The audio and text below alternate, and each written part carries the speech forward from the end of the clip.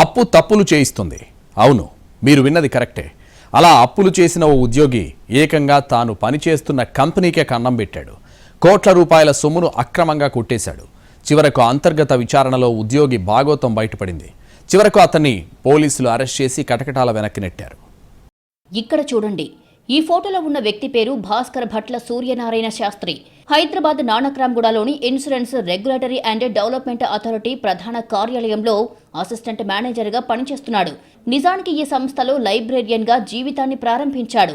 అంచెలంచెలుగా assistant manager స్థాయికి చేరుకున్నాడు. నెలకు 2.5 లక్షల జీతం తీసుకుంటున్నాడు. ఇంతవరకు బాగానే ఉందే. కానీ సూర్యనారాయణ శాస్త్రి కొన్ని కారణాలతో అప్పులు చేశాడు. ఆ అప్పులు తీర్చలేకపోవడంతో రుణదాతల నుంచి ఒత్తిడి పెరిగింది. అప్పులిచ్చిన వాళ్ళ నుంచి వేధింపులు షురు అయ్యాయి.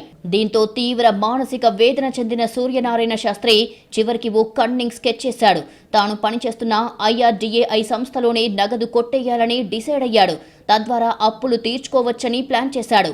IRDAI సంస్థ కొన్ని అవసరాల కోసం వాహనాలను తీసుకోవడం, అలాగే సెక్యూరిటీ సిబ్బందికి జీతాలు ఇవ్వడం, ఇంకా పలు సందర్భాల్లో డబ్బులు చెల్లించాల్సి ఉంటుంది.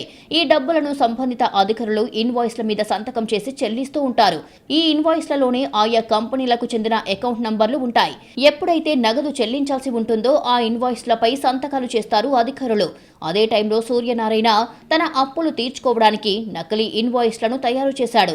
అలాగే అకౌంట్ నంబర్లను తనతో పాటు తన కుటుంబ సభ్యులకు చెందిన మరో 5 అకౌంట్లను సిద్ధం చేసుకున్నాడు. ఎప్పుడైతే ఇన్వాయిస్ల మీద సంతకాలు పెడతారో అప్పుడు నకిలీవి ఉంచి ఆ నగదు మొత్తాన్ని తన అకౌంట్లో బదిలీ చేసుకునేవాడు. ఇలా IRDAI సంస్థ నుండి తన అకౌంట్లతో పాటు తన కుటుంబ సభ్యుల అకౌంట్లలోకి నగదు బదిలీ చేసుకున్నాడు. సూర్యనారాయణ శాస్త్రి చేస్తున్న ఈ నకిలీ బాగోతంపై ఎవరికీ డౌట్ రాలేదు. కానీ IRDAI సంస్థకు మహేంద్ర కంపెనీకి చెందిన ప్రతినిధులు ఫిర్యాదు చేశారు. తమ కంపెనీకి రావాల్సిన నగదు చెల్లింపులు జరగడం లేదని అధికారుల దృష్టికి తీసుకెళ్లారు. దీంతో కంగుతిన్న అధికారులు ప్రతి నెల తాము ఇన్వాయిసుల్లో సిగ్నేచర్స్ చేస్తున్నామని గుర్తించారు. నగదు సంస్థ అకౌంట్ నుంచి విత్డ్రా అయినట్లు కూడా గుర్తించారు. అధికారులు అసిస్టెంట్ మేనేజర్ సూర్యనారాయణపై అనుమానం వ్యక్తం చేశారు. దీంతో సైబరాబాద్ ఎకనామిక్ అఫెన్స్ వింగ్ అధికారులకు IRDAI సిబ్బంది ఫిర్యాదు చేశారు. కేసు నమోదు చేసిన పోలీసులు సూర్యనారాయణ శాస్త్రిని అదుపులోకి తీసుకుని విచారించారు. విచారణలో గతేడాది మార్చి నుంచి నకిలీ ఇన్వాయిస్లతో నగదు బదిలీలు చేసినట్లుగా చెప్పాడని EOW అధికారులు చెబుతున్నారు. వాళ్ళకి సప్లయర్స్ ఎవరైతే ఉన్నారో, ఎగ్జాంపుల్ మహేంద్ర కంపెనీ నుంచి వీళ్ళు వెహికల్స్ కొంటారు. షేర్టాన్ హోటల్ వాళ్ళు ఈ ఫుడ్ సప్లై అవన్నీ ఉంటాయి. తర్వాత మ్యాన్ పవర్ సప్లై, వీళ్ళందరికీ కూడా ఎవ్రీ మంత్ వీళ్ళు కొన్ని బిల్స్ పే చేయాల్సి వస్తుంది. ఈ బిల్స్ అన్నీ కూడా హెడ్ ఆఫీస్లో ప్రాసెస్ అయిన తర్వాత ఫైనల్ అయ్యి వాళ్ళకు వెళ్ళాల్సిన డబ్బు వాళ్ళకు వెళ్లకుండా ఇతను ఈ శాస్త్రి గారు వీళ్ళకి సంబంధించిన అకౌంట్స్ని ఆ కంపెనీ అకౌంట్ల పేరు మీద పెట్టేసి అమౌంట్ అంతా కూడా కంపెనీకి పే చేస్తున్నట్టుగా ఈ అకౌంట్లకు పే చేయడం వాడు.